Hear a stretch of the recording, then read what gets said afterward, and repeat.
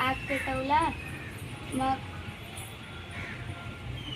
माकडाने सांगितला की मी चिनी घेऊन येते आणि मांजा दूध आणि उंदीर टोप. मग ते सगळं मिक्स करून टाकतात. मग उंदीर सांगतो का माकड चल आपण खीर बनवली ना त्यांनी.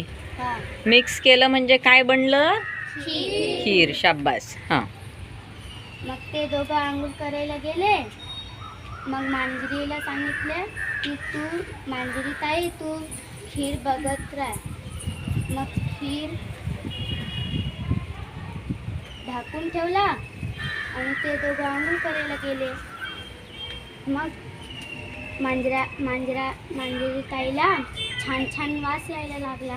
मग ती सांगते तर चला थोडा खीर खाऊन बघूया.